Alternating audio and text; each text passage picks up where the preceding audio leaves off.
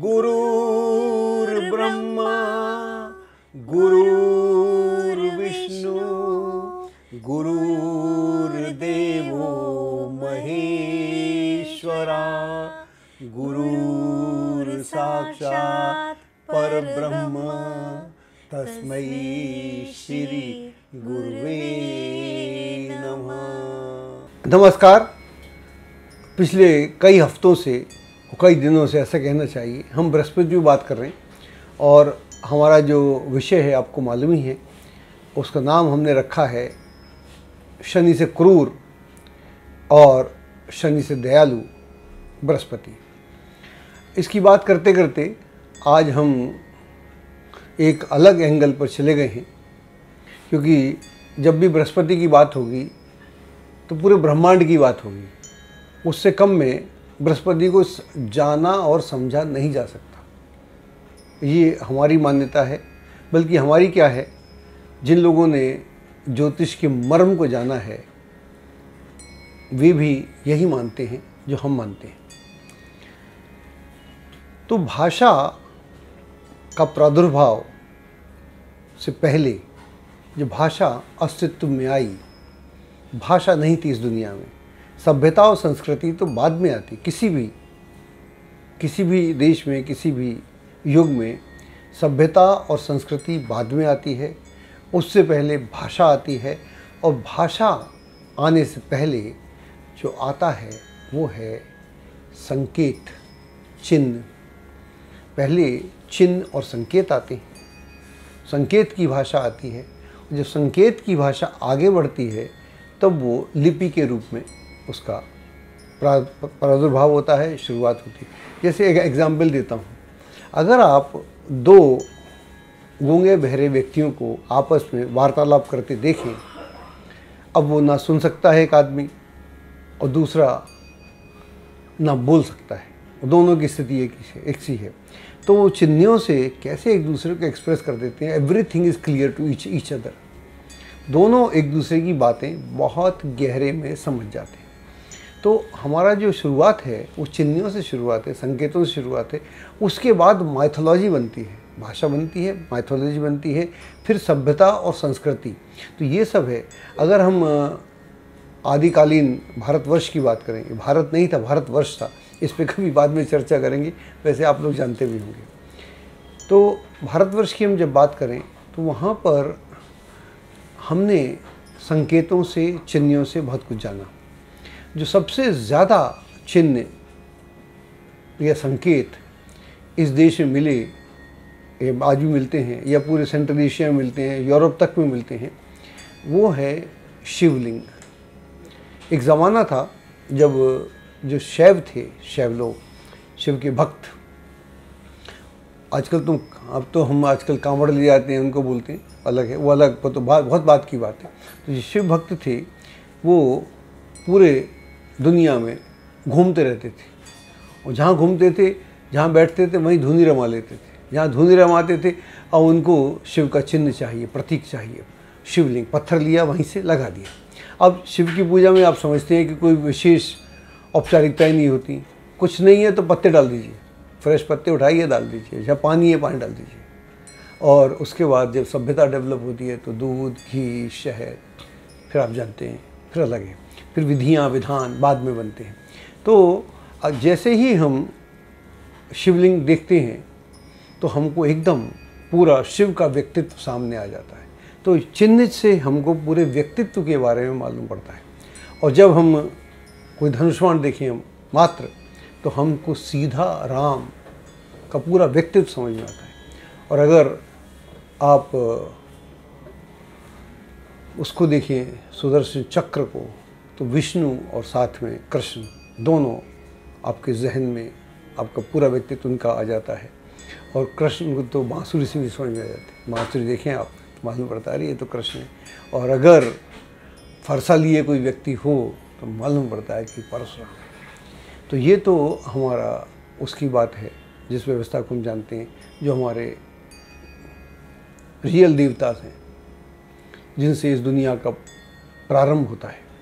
लेकिन आकाश हमेशा से ही हर उस आदमी को प्रेरित करता है जो आकाश की ओर देखता है। आज भी जब आप आकाश की ओर देखें तो आपको कोई ना कोई विचार, कोई आइडिया, कोई अनुभूति, कोई इंट्यूशन, कोई नया ख्याल, कोई नया विचार आकाश से आता है। तो आकाश में हमारे पास क्या है? ग्रह हैं, नक्षत्र हैं।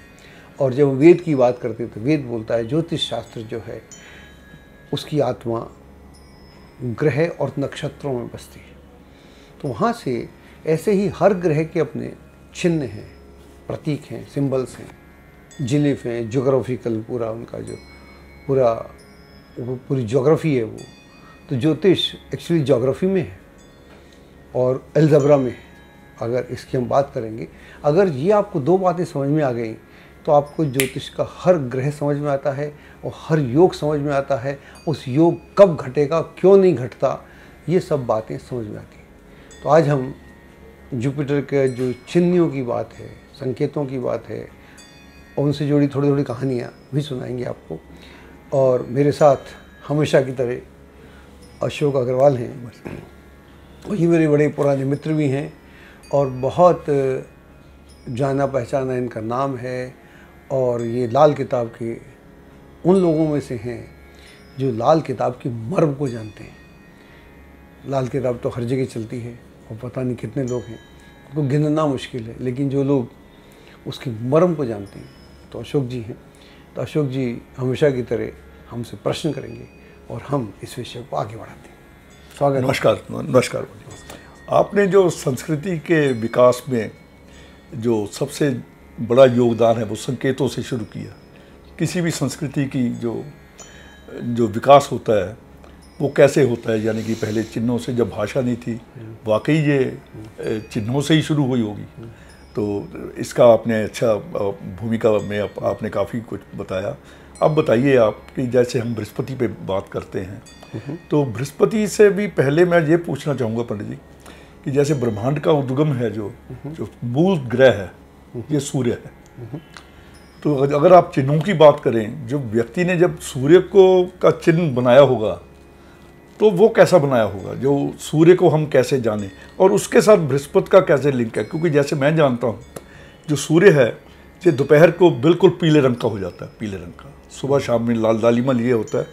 इसलिए कहते हैं कि हमारे शास्त्र में कि जो दोपहर को है इसमें बृहस्पति का समावेश हो जाता है, इसकी जो धूप है इसका रंग है पीला हो जाता है। इसका मतलब आपके जैसे आप भी कह रहे हैं कि ये सूर्य है, बृहस्पति है, इनका आपस में क्या संबंध है? पहले हमें ज़रा सूर्य के चिन्ह से आप शुरू करिए ताकि फिर हम बृहस्पति पे आते हैं। देखिए, जब हम सूर्य की बात करते हैं, सूर्य अनंत है और जो भी हमारा जीवन है इस दुनिया में, जो भी सुख समृद्धि है, जहाँ लाइट है, जहाँ मैग्नेटिक करंट है या फोर्स है या ग्रेविटेशन पुल है, वहाँ जीवन है जी। और जहाँ ये सब नहीं है वहाँ पर जीवन ढूंढना मुश्किल हो जाता है। और जहाँ सूर्य का प्रकाश है वहाँ पर जीवन भी है, गति भी है और सुख समृद्धि भी है। जैसे जैसे उसका प्रकाश कम होता है वैसे वैसे दिक्कतें आना शुरू होती हैं। ये हम इस पृथ्वी में देखते हैं। इसके लिए हमको किसी और लोक में जाने की आवश्यकता नहीं। अब सूर्य को जब हम जानते हैं सूर्य अनंत है और सूर्य स्थायी है, तो इसको रिप्रेजेंट कैसे किया जाए? और सूर्य की हम बात करें तो ऐसा नहीं है कि हम ही सूर्य को पूजते हैं। इजिप्ट में, रोम में, बेबीलोनिया में, और ऐसा कोई कंट्री नहीं है इस दुनिया का जिस एंशियंट, मतलब जो पहले का यूरोप है, एंशियंट यूरोप, ऐसे सब देश हैं, उनमें अलग अलग नाम से सूर्य को समझा जाता है, पूजा जाता है।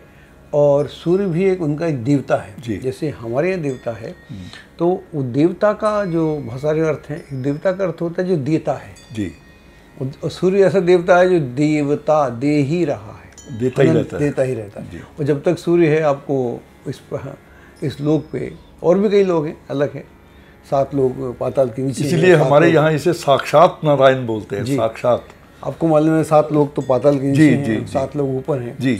तो वहाँ भी सूर्य का अपना प्रकाश है। खैर वो तो अलग मसला है, उस पर भी कोई बात हो जाएगी।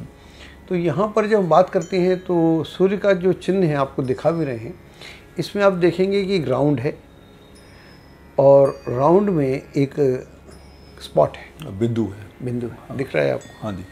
तो जो राउंड है उस जो है, तो अब इसको अगर हम, इसकी जो राउंड है गोल, गोलाई है, गोलाकार है, तो जीवन लीनियर नहीं है। देखिए मेरा जीवन तो लीनियर है, आपका भी लीनियर। लीनियर का मतलब सीधा एक लाइन में। मैं पैदा हुआ, छोटा सा बच्चा था, बड़ा हुआ, जवान हुआ, आज बूढ़ा हूँ, कल को मर जाऊंगा।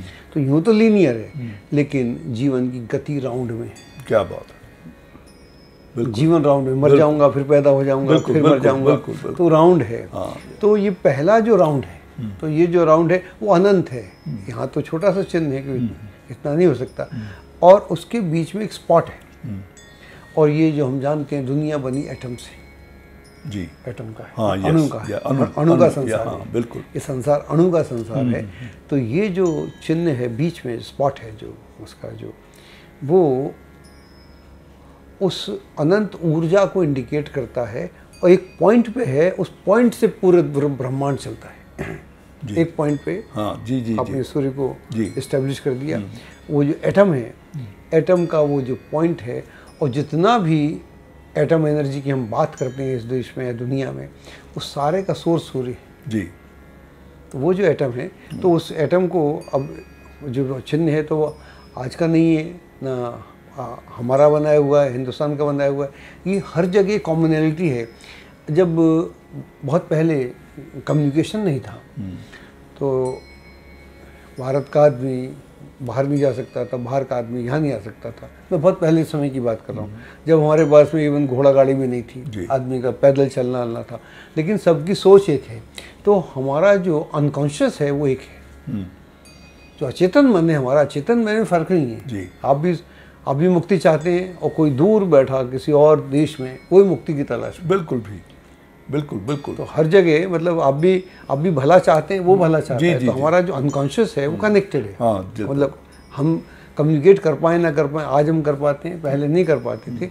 तो हमारे कुछ जो इमोशंस हैं वो बड़े कॉमन हैं। तो सूर्य जो है उस पॉइंट को वो बताता है कि यहाँ से पूरा एक जो राउंड है, वो जो पॉइंट है वो एनर्जी है, एनर्जी का अनंत पिंड है। इसीलिए वो फायर है, वो फोर्स है, वो लालिमा है। वो दोपहर में आप बोलते हो तो अलग है।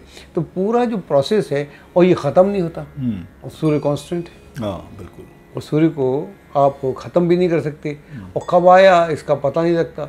अब इसकी कथाएं बहुत सारी हैं जी।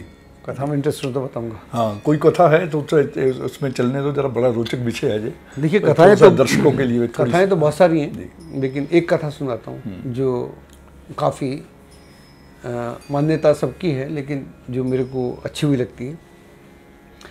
अदिति के 8 पुत्र हुए जी, कश्यप ऋषि से। जी। उसमें से 7 तो ठीक ठाक थे, लेकिन 8वां जो पुत्र था वो मृत्य था। अच्छा।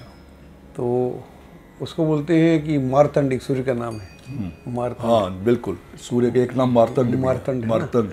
हाँ, तो मार्तंड जो सूर्य का नाम है, उस सूर्य से उसका अर्थ हुआ कि वो एग में मरा हुआ था, मतलब उसकी जीवन नहीं था। तो फिर उसको जीवित किया जाता है। तो वो सूर्य जो है, हमारा सूर्य, वो सूर्य है।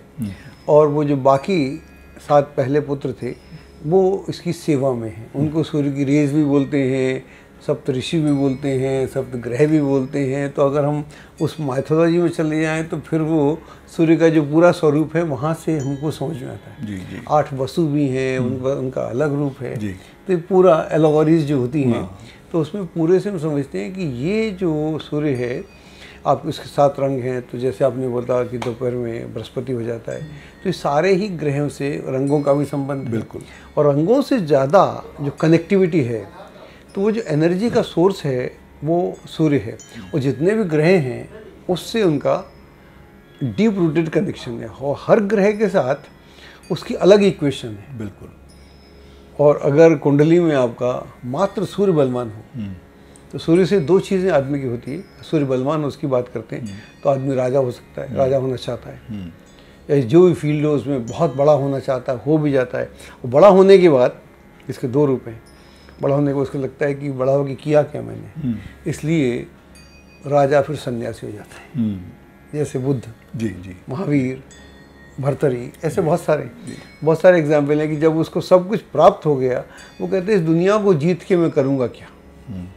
मेरे को तो खुद को जानना पड़ेगा ना। तो खुद को जानने में सूर्य के बहुत सारे, हाँ, क्योंकि जैसे आत्मा का ग्रह है ना जी, तो आत्मिक शक्ति सूर्य जिनका अच्छा होता है, आत्मिक शक्ति बहुत प्रबल होती है और नेचुरली वो सब कुछ पाने के बाद अध्यात्म की ओर मुड़ जाते हैं। सूर्य जिनका अच्छा होता है, क्योंकि बुरा होता है तो ईगो की तरफ, फाल्स ईगो की तरफ ले जाता है, या फाल्स को क्या कहते हैं, भ्रम और अहम की ओर ले जाता है, तो अहंकार की तरफ। और जैसे आपने कहा कि जैसे कि अगर शुद्ध सूर्य हो तो वाकई आदमी का आध्यात्मिक उत्थान तो करके रहता है। इस विषय में जरा आगे कुछ और बताइए, ये जो चिन्ह से आप सूर्य की व्याख्या कर रहे हैं। आगे आप बृहस्पति पे आएंगे क्योंकि टॉपिक हमारा बृहस्पति है, जरा सूर्य पे जरा थोड़ा सा और हो जाए। सूर्य को यही बोलते हैं कि जो सूर्य जब किसी कुंडली से कनेक्ट होता है तो अकेला सूर्य अच्छा है, लेकिन उसे अपना दरबार चाहिए पूरा जी। एक राजा को दरबार बिल्कुल चाहिए। बिल्कुल। ऐसे ही सोलर सिस्टम में सूर्य का पूरा दरबार है। जी जी जी। वो जो 7 ग्रह हैं, हाँ जी, और हाँ 2 और, तो जितने भी 7 और 9 जो भी माने, 2 तो एक्चुअली छाया ग्रह हैं, तो ये सूर्य का दरबार है जी। और ऐसे ही जब आप पैदा होते हैं तो एक अलग सा स्मॉलर यूनिवर्स आप लेके पैदा होते हैं। बिल्कुल ठीक, बिल्कुल ठीक, वेरी गुड। वो तो विराट यूनिवर्स बिल्कुल है। बिल्कुल, वो छोटा यूनिवर्स हमारे घर में ही है, सारे ग्रह हमारे घर में ही है। अपने नहीं, आपके भीतर है, भीतर भी है। कुंडली में तो बिल्कुल, वो पंडित जी का काम है। जी जी जी जी। पंडित जी दिखाएं ना दिखाएं, उससे कोई फर्क नहीं पड़ता। हाँ, ठीक। जो लोग ज्योतिष नहीं समझते या नहीं बिलीव करते या नहीं जानते या किसी आप जैसे विद्वान पंडित से नहीं मिलते, उनका भी अपना ब्रह्मांड उनके साथ चलता है। बिल्कुल ठीक है जी। तो पंडित जी, ये जो सूर्य के साथ से आपने बहुत अच्छा वृतांत दिया सूर्य का उद्गम का और सूर्य क्या करता है, तो जब ये चिन्ह की बात हो रही थी, सूर्य का जो चिन्ह आपने बताया, जैसा हम देख रहे हैं कि ये गोलाकार है और उसके अंदर बिंदु है जो एटम है, और गोलाई उसके अनंत होने का या निरंतर चलने का या निरंतरता का उसका सबूत। और जो अब बृहस्पति पे जब हमारा जो विषय है, बृहस्पति का चिन्ह क्या है और उसके चिन्ह का बृहस्पति का सूर्य के चिन्ह से या सूर्य के साथ क्या संबंध है, या संबंध होने पे तो इनका जो प्रभाव है वो कैसा रहता है? देखिए, ये जो बृहस्पति का चिन्ह है, आप हम आपको दिखा भी रहे हैं, आपको जी जी जी। तो ये जो है इस तरह का है और एक कप है ये। हाँ। और ये कप है और इस कप में इधर साइड में चंद्र है। जी जी, उल्टा अर्धचंद्र से शुरू हो रहा है। हाँ, नहीं, सीधे ही है, ऊपर ऐसी है, अर्धचंद्र है। हाँ। और जो चंद्र है वो उससे कप से कनेक्ट है। हाँ बिल्कुल। तो कनेक्ट है उससे, और एक कप है और उसके नीचे अगर आप देखेंगे तो क्रॉस है। क्रॉस। तो मैं थोड़ा सा क्रॉस पे बात करूं। क्रॉस पे बात करने से पहले फिर मैं इस पे आता हूँ। जी जी। तो जब हम क्रॉस को जनरली हम ईसा मसीह से जोड़ देते हैं। जी। वो तो है ही एक बात, लेकिन जो दूसरा अगर हम क्रॉस की बात करें तो क्रॉस का जो अर्थ है वो हमारे यहाँ एंशियंट टाइम में बहुत यूज़ हुआ। अगर हम सूर्य को देखें, एक सूर्य की बात करते हैं, बस जोड़ते हैं, सूर्य का जो राउंड है, ठीक जी, राउंड है ना सूर्य। हाँ जी। और उसके बीच में एक पॉइंट है। हाँ। अब उसमें अगर हम एक लाइन सीधी खींचे, एक लाइन आड़ी खींचे, ठीक, एक तो हॉरिजॉन्टल, हाँ, और एक वर्टिकल। हाँ बिल्कुल। तो जो हॉरिजॉन्टल लाइन है उसमें जो उसका ऊपर का पॉइंट है, अब यही तो क्रॉस हो गया ना जी। जी जी जी। तो एक तो ये लाइन हो गई, हाँ।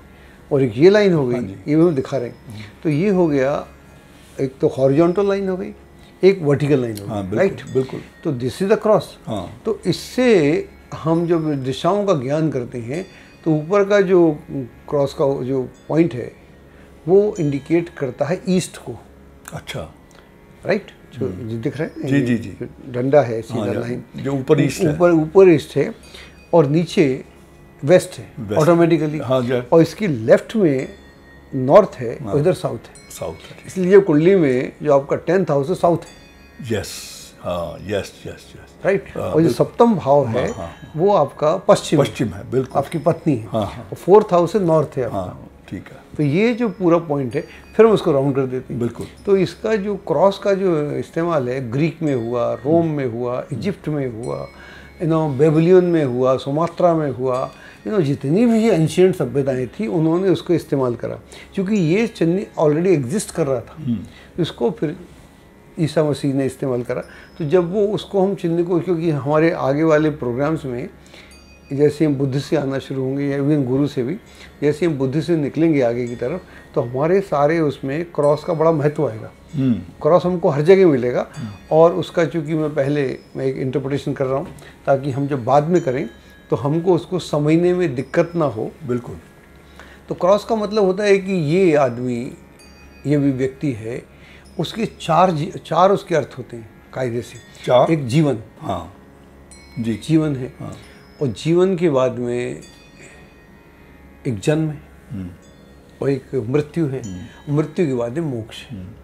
तो जीवन में जन्म हुआ, जीवन तो चल रहा है, जीवन चल रहा है। कल बच्चा पैदा हुआ तो उसका जन्म हुआ, बच्चा बड़ा होकर मर गया तो उसकी मृत्यु हुई, तो उसके बाद उसका लिबरेशन हुआ दूसरे जन्म में। जी जी। तो क्रॉस के बड़े कई सारे अर्थ हैं। अगर जीसस का भी देखें तो वो पैदा हुए, फिर वो मार दिए गए, फिर वो पैदा हुए, तो उसके कई सारे अर्थ हैं। इवन इसको हम इसमें भी इस्तेमाल करते हैं। क्रॉस जो है ना, युद्ध में इसका बड़ा प्रयोग होता है, शांति के लिए। शांति का चिन्ह है, हेल्प का चिन्ह भी है, हेल्प का चिन्ह है। और इसके अलावा उसका भी चिन्ह है, क्या नाम है, जैसे एम्बुलेंसेस का, इसीलिए वो help, may I help you या I am helping you, exactly, इसलिए वो क्रॉस का निशान। तो ये जो पूरा है, तो ये जब हम इसके, इसलिए बृहस्पति की हम बात कर रहे थे, तो इसका मतलब एंशिएंट प्रयोग है। उसको हम राउंड कर देते हैं, कुंडली बन जाती है। हाँ, यस। मैं जब शुरू में ज्योतिष करता था, सीखा मैंने जब, तो कुंडलियाँ स्क्वायर नहीं बनती थी, राउंड बनती थी। राउंड भारत में मेरी कुंडली भी जब बनी थी राउंड बनी, राउंड है। हाँ। तो हम सूर्य से कुंडली बनाते हैं। आज भी वेस्ट में जो कुंडलियाँ बनती हैं राउंड बनती हैं, वो वैसी नहीं बनती। अच्छा, साउथ में अलग बनती है, वेस्ट में जो कुंडलियाँ हैं उनका राउंड का फिगर है। तो वहाँ से स्क्वायर किया ताकि स्क्वायर से आदमी को आसान हो जाता है। लेकिन ज़िंदगी तो राउंड है ना, स्क्वायर में नहीं है। बिल्कुल, स्क्वायर में व्यवस्था है। आपका घर स्क्वायर में हो सकता है, लेकिन आपकी ज़िंदगी ये राउंड है। वेरी गुड पंडित जी। ये जो हम दोनों चिन्ह देख रहे हैं, एक तो बिल्कुल गोल है, उसमें बिंदु है, दूसरे में ऐसे चंद्रकार आना शुरू होकर फिर इधर से साइड में डंडा आ जाता है और नीचे क्रॉस। तो इसका और सूर्य का देखने में चिन्ह बिल्कुल डिफरेंट है। ये मगर इनकी कनेक्टिविटी कैसे होती है? इनके आपस में कनेक्टिविटी बहुत ज़्यादा है। ठीक बात। वो कैसे है? देखिए, जो कुंडली में भी ऐसा बोलते हैं, आप तो जानते हैं, आपकी लाल किताब में आप बता ही रहे थे कि दोपहर का टाइम बृहस्पति का टाइम है जी। तो ऐसा है अशोक जी कि जब हम सूर्य की बात करते हैं तो सूर्य जो है वो अग्नि का, या बल्कि एनर्जी का, अग्नि नहीं बोलना चाहिए, एनर्जी का पुंज है, एटॉमिक एनर्जी, और अनएंडिंग, उसकी एनर्जी ख़त्म ही नहीं होती। आजकल तो पूरी दुनिया में आप जानते हैं कि जितनी भी सूर्य की एनर्जी का इस्तेमाल हो रहा है बहुत ज़्यादा हो रहा है। और कल को जो इलेक्ट्रिसिटी बनेगी इस दुनिया में, उसके लिए कोयला और बाकी सब चीज़ों का जो आज इस्तेमाल होता है उनका इस्तेमाल नहीं होगा, डीजल वगैरह का। सीधा सोलर एनर्जी जिसकी हम बात कर रहे हैं उसका इस्तेमाल होगा। तो इतनी सोलर एनर्जी को कोई लेने वाला चाहिए ना। तो ये पृथ्वी पर जो चल रही है, ये जो सोलर एनर्जी का इस्तेमाल हो रहा है, अगर आप मुझसे पूछेंगे तो मैं बोलूँगा यहाँ भी गुरु है। ये गुरु का काम है। अच्छा। व्यवस्था, हाँ, यस, उत्तम व्यवस्था जमाना गुरु का काम है। और जो हम कुंडली में जो बात करते हैं तो सूर्य और गुरु, सूर्य मतलब राजा, राजा को कौन चाहिए? ये ज्ञानी आदमी, जो जानकार आदमी, जानता हो। हमने जब उससे एलेगोरीज या स्टोरीज लिखी बाद में, तो स्टोरीज में हमने ये ख़ास बात देखी कि गुरु को राजा चाहिए और राजा को गुरु चाहिए, दोनों का कनेक्शन है। ये तो अपनी संस्कृति भरी पड़ी है। हाँ। और जहाँ पर एक राजा को अच्छा गुरु नहीं मिलता, उस राजा का पतन हो जाता है। हाँ, और जिस गुरु को अच्छा राजा नहीं मिलता, वो गुरु भी शांत होकर चुपचाप जंगल में बैठ जाता है। ऐसी कुंडली में होता है। हाँ। जो आपकी कुंडली में सूर्य से बृहस्पति कनेक्ट नहीं है तो कुंडली बड़ी ऑर्डिनरी हो जाती है। अच्छा, विशेष कुंडली नहीं होती। उस कुंडली को विशेष होने के लिए उसे कुछ ग्रहों के साथ कनेक्ट होना पड़ता है बृहस्पति को। अगर बृहस्पति और सूर्य कनेक्ट नहीं है तो कुंडली अच्छी हो सकती है। तो बृहस्पति और गुरु को सारे साथ होना चाहिए। तो जो कुंडली में भी आगे बात कर लेंगे कि अगर मान लीजिए सामने सूर्य है और इधर बृहस्पति है सामने, तो उसका कनेक्शन कैसे होगा? कनेक्शन उसका यूँ होगा, सूर्य के पास में ऊर्जा है, अनंत ऊर्जा है, एटॉमिक ऊर्जा है, और बृहस्पति के पास में चंद्र अर्धचंद्राकार शुरू होकर एक कप है जिसके क्रॉस भी है।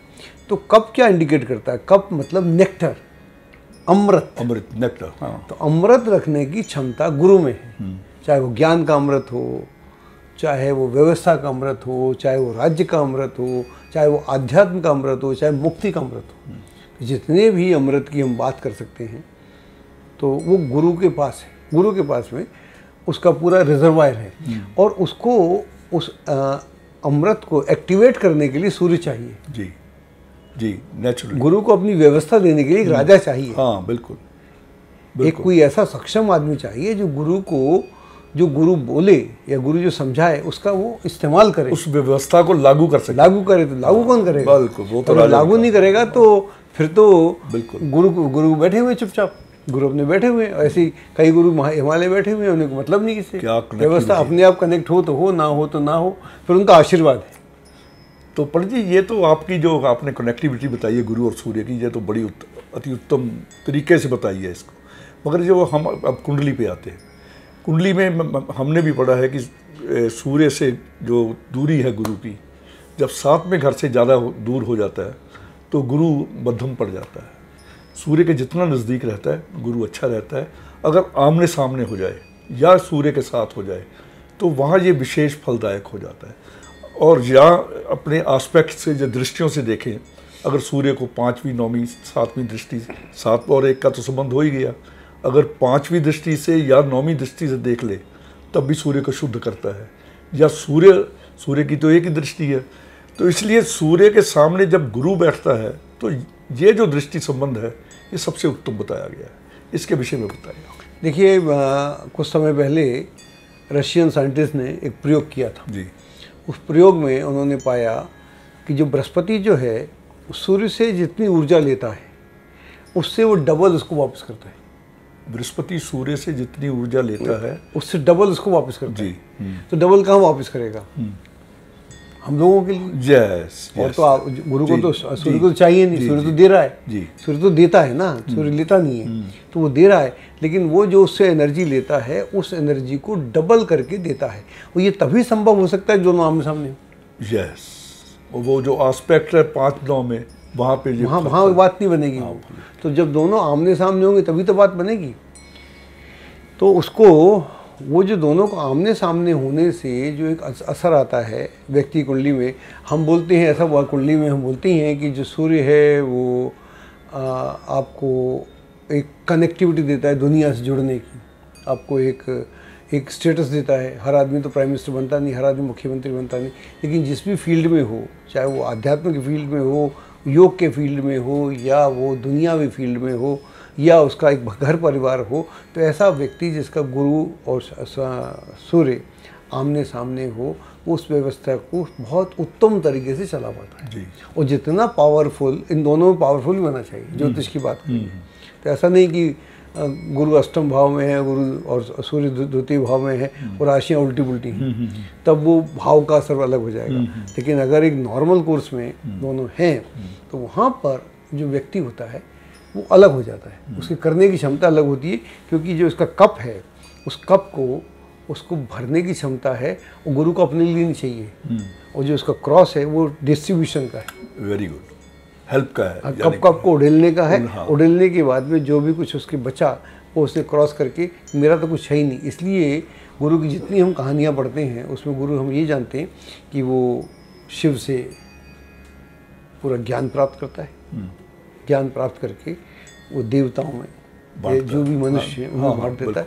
राक्षसों का अलग बात करेंगे। तो पूरा जो कनेक्शन है, तो सूर्य, जैसे आपने बोला पंचम भाव में अगर सूर्य है और गुरु मान लो लग्न में कहीं भी पहले भाव में, तो जब गुरु सूर्य को देखेगा तो जो सूर्य में भी तो अशुद्धि आ जाती है विभिन्न राशियों के कारण, विभिन्न स्थितियों के कारण, उसमें अपना अशुद्धिकरण आता है। ऐसे गुरु में आता है। गुरु जैसे जैसे वीक होता है उसका अपना अशुद्धिकरण है।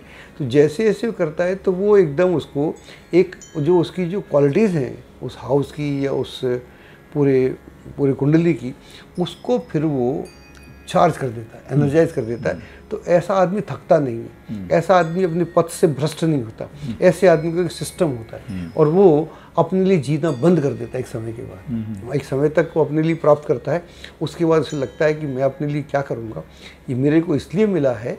उसके अंदर स्वतः ये भाव आता है कि मुझे अब बांटना चाहिए। जो भी उसके पास है तो वो अपने को बांटता है, उसमें उसको सुख मिलता है और वो उसकी मुक्ति का मार्ग होता है।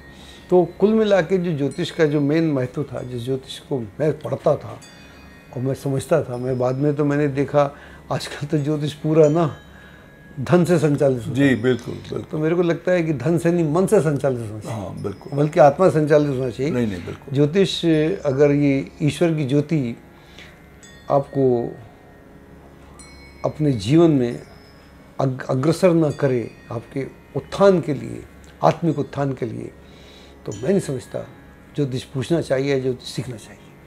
सीखना भी चाहिए और ज्योतिष पूछना नहीं चाहिए। बिल्कुल, दोनों बातें बिल्कुल ठीक। और पंडित मैं इसमें थोड़ी सी जिज्ञासा रहेगी मेरी। ये हमने ये सूर्य ये दृष्टि संबंध देखा, सप्तम प्रथम सप्तम का या दूसरा पंचम नवम का, अगर ये ज्युति हो जाए किसी भाव में, मान लो लगन में दोनों इकट्ठे हैं या चौथे भाव में, किसी भाव में भी अगर ये ज्युति हो जाए तो युति का प्रभाव ऐसे ही है या कुछ वो डिफरेंट है? देखिए, जब युति होगी तो जो बहुत ज्योतिषी पारंगत वो हैं वो बोलेंगे वो तो अस्थि हो गया गुरु। तो सूर्य के साथ तो कोई भी अस्त हो जाए, इसलिए पूछा मैंने। हाँ, सूर्य के साथ तो कोई भी अस्त होगा।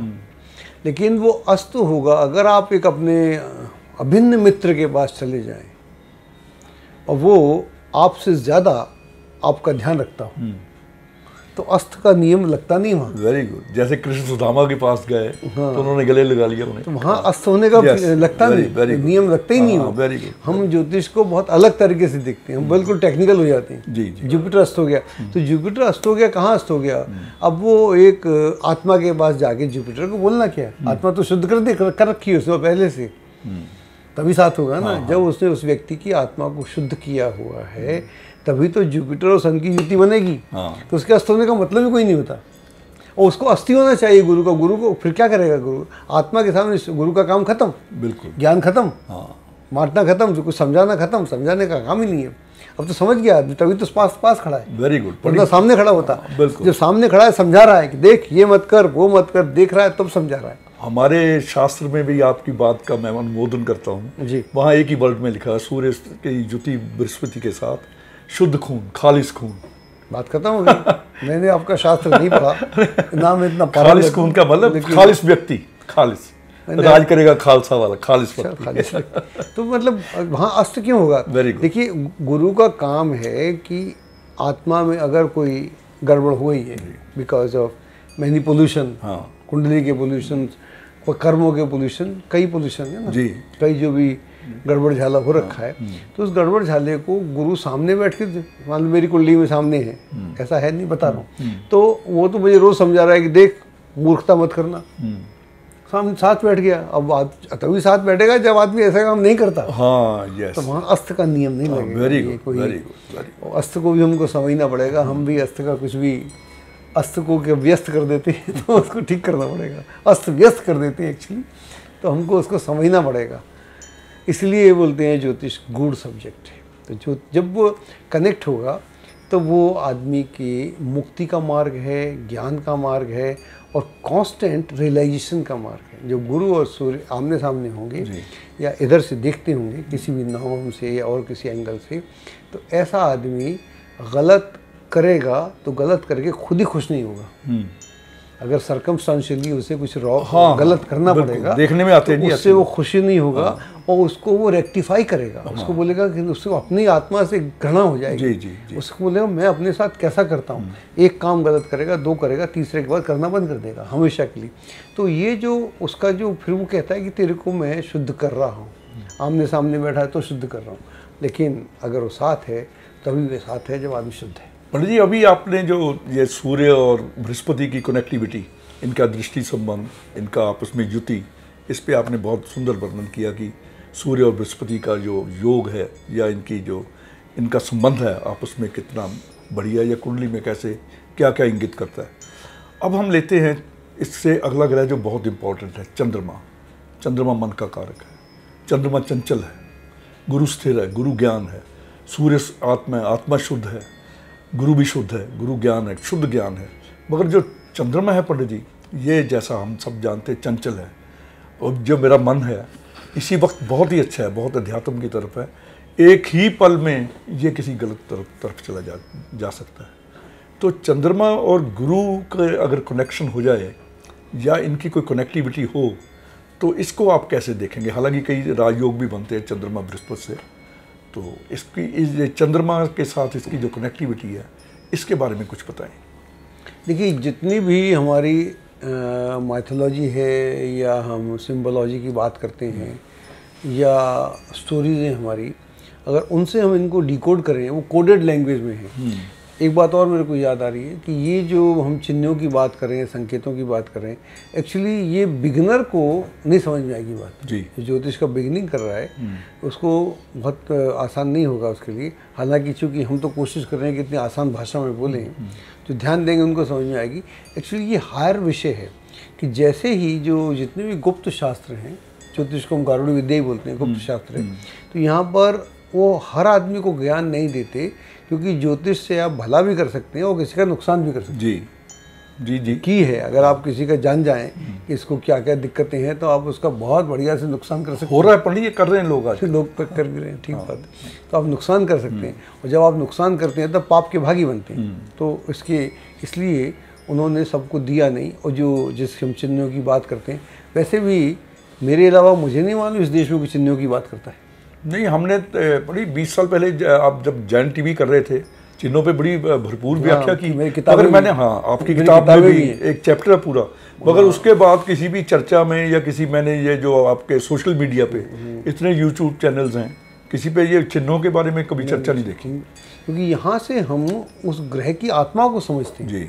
जैसे भी आपने उस पूरा समझा, तो आपको अगर किसी कुंडली में सूर्य और बृहस्पति दिखे तो आप समझ जाओगे कि कौन सी स्थिति में है जी। आत्मा के किस स्तर में है, भौतिक कौन से स्तर में है, ये मेटलिस्टिक आदमी है, स्पिरिचुअल आदमी है, या ये किस तरह का दंतबंदी आदमी है, उसको जानने के लिए। हाँ, बिल्कुल बढ़िया से तो आप जान जाते हैं। तो वो जो ये जो पूरा, इसलिए इसको गूढ़ विद्या बोलते हैं। और इसलिए चिन्हों को जनरली डिस्कस भी नहीं होता, किताबों में भी नहीं होता, लोग इसकी बात भी नहीं करते, क्योंकि ये गहरा विषय है। और ये उनको जानना चाहिए जो ज्योतिष को बिल्कुल अलग तरीके से जानते हैं। क्योंकि ज्योतिष का जो मेरा अंडरस्टैंडिंग है, ज्योतिष बेसिकली आध्यात्म का विषय है, ये धर्म का विषय नहीं है। मैं कई बार बोलता हूँ, हालांकि हम इसको धर्म से जोड़ते हैं, धर्म का विषय नहीं है, आध्यात्म का विषय, मुक्ति का मार्ग है।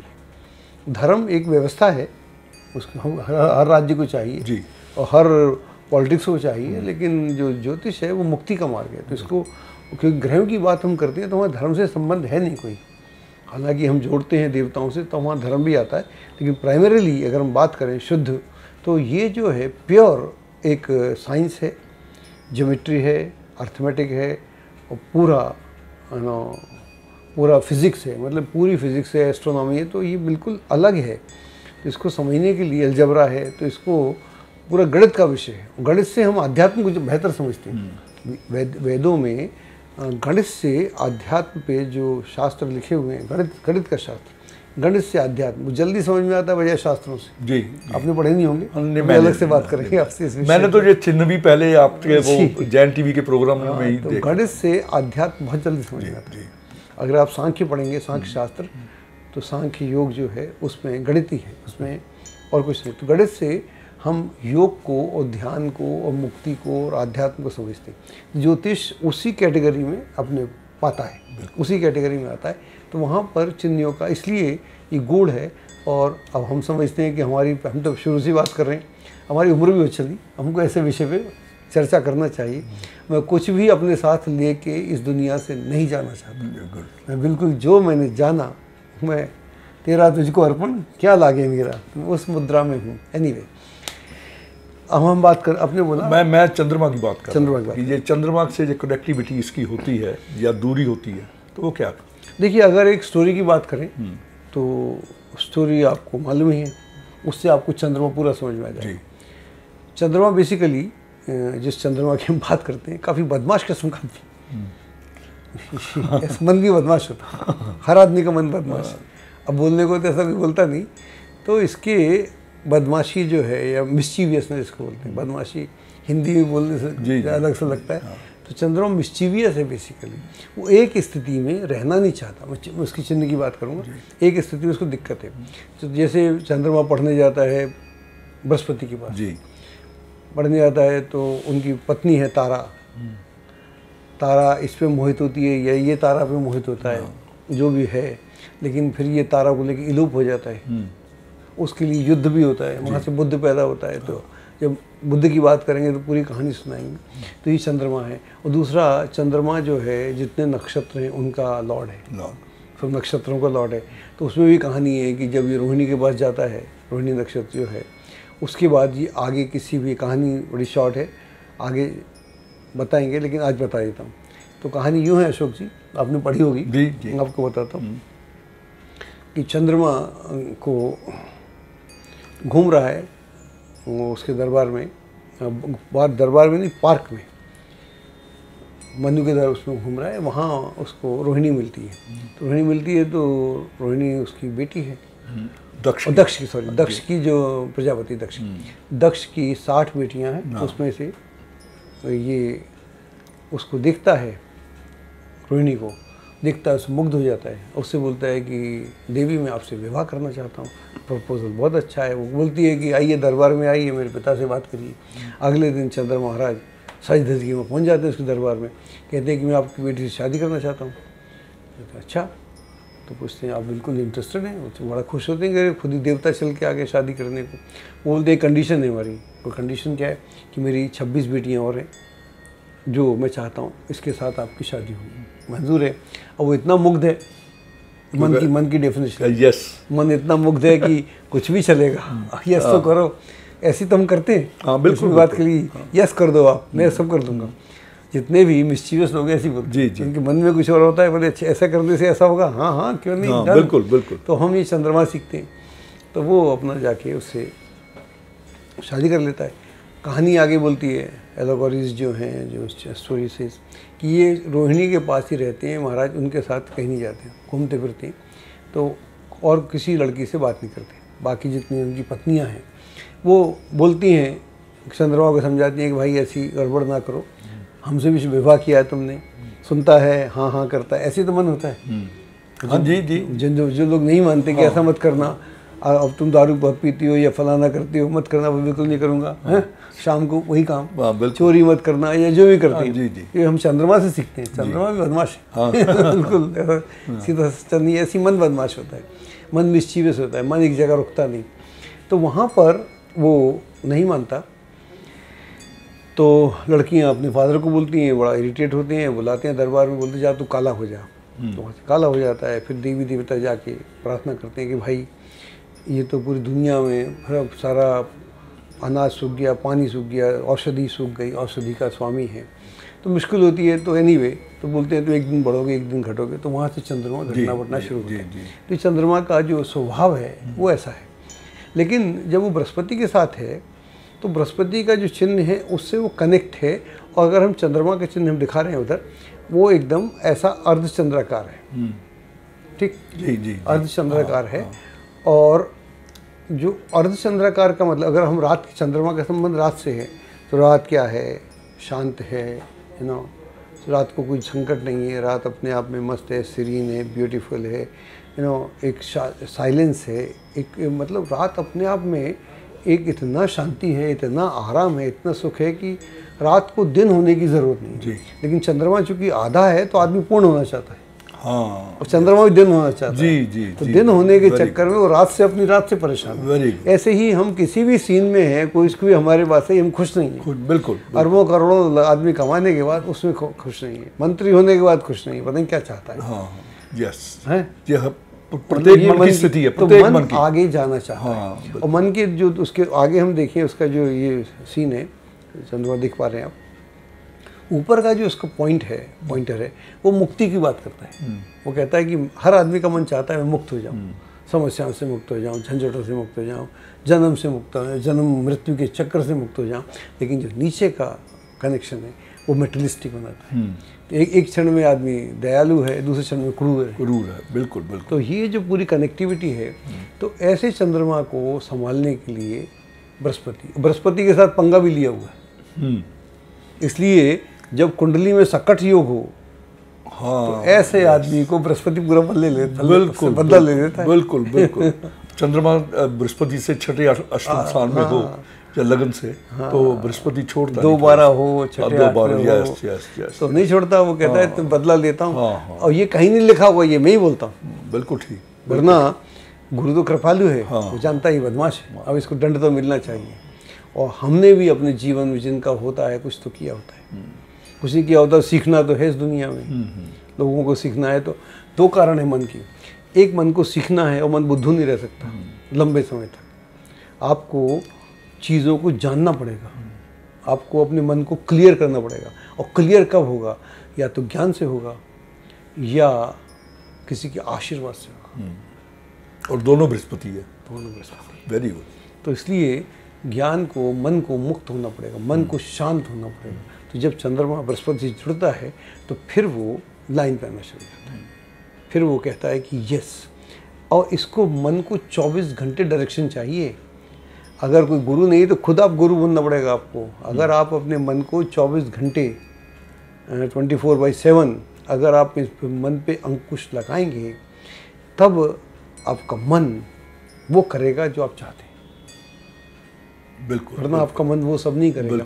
तो इसलिए जितने भी योग हैं बृहस्पति के और चंद्रमा के, इसलिए योग है। वो जो सकट होते हैं या और गड़बड़ होती है, वो वहाँ से योग है। हालांकि इसकी बात कोई नहीं करता, मैं ऐसी बात करता हूँ। पता नहीं, मेरे को ऐसी बात की नहीं मैंने, आज मैंने कर दी। नहीं, शकट योग तो पढ़ी मैंने, देखा, मेरा अपने तो एक्सपीरियंस में है ये बहुत। आपने बात तो आज मतलब वैसे शकट योग का जो प्रचार है बिल्कुल नहीं है। देखते हैं कुंडली, बताते नहीं है।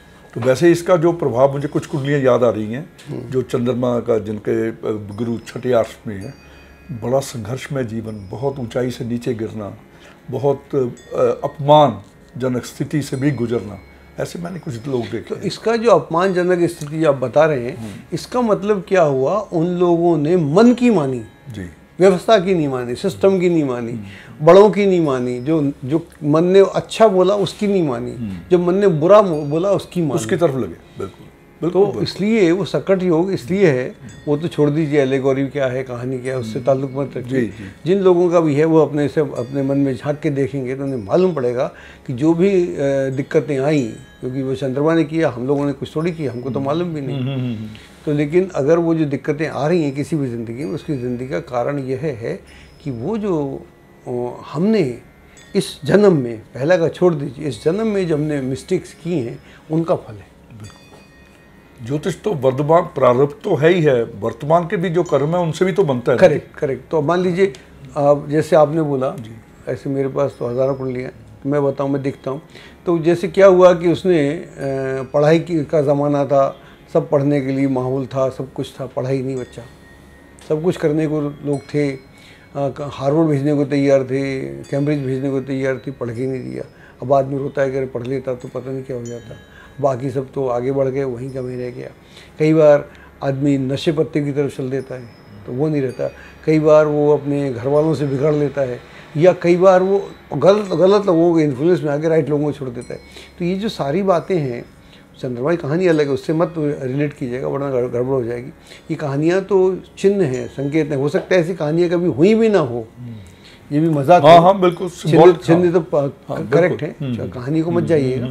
मैं कहानी से बिल्कुल कंफ्यूज नहीं करना चाहता हूँ, लेकिन जो चिन्ह है वो तो अपने आप में तो कहता है कि ये जो चिन्ह है, आधा जो है पूरा होना चाहता है, आधे में खुश नहीं है, जबकि आधे में सब कुछ है। आधा पूर्ण हो जाएगा तो क्या करेगा? जलता रहेगा सूर्य की तरह से। इसलिए क्या बात है। तो पढ़ी वाकई वो कोई आधा ग्लास है, हाँ, अभी आधा पड़ा है, हाँ, आधा रह गया। हाँ, ये जो दो भावनाएं हैं, मन को संभाल सकते हैं तो बहुत अच्छा हो जाए। फिर किसी का कोट याद आ रहा है, उस कोट के साथ इस कार्यक्रम ख़त्म करते हैं, अगले बार आएंगे कि हमारे पास में 2 चीज़ें हैं, 3 चीज़ें हैं उसमें जिसको हमको समझना है। एक है हमारे पास मेरा मन और मेरा बॉडी, तीसरी दुनिया, वर्ल्ड। तो जो मेरा मन है और मेरी बॉडी है वो मेरे कंट्रोल में हो सकती है, करना चाहिए। वर्ल्ड नहीं होता, दुनिया नहीं होती, ना हो, उसको मैं समझ लूँगा। अगर इस सूत्र को हम माने तो आप ग्रहों को बिना किसी उपाय के कंट्रोल कर सकते हैं। जब आपका मन और बॉडी आपके कंट्रोल में है तो दुनिया की चिंता मत करना। धन्यवाद। आज इतना ही। अशोक जी, बहुत बहुत शुक्रिया आपका। नमस्कार सर। एस्ट्रोलॉजी की सटीक जानकारी के लिए विश्वविख्यात एस्ट्रोलॉजर अजय भांबी के YouTube चैनल ABC चैनल को सब्सक्राइब, लाइक और शेयर करें। लेटेस्ट अपडेट के लिए बेल के बटन पर जरूर क्लिक करें।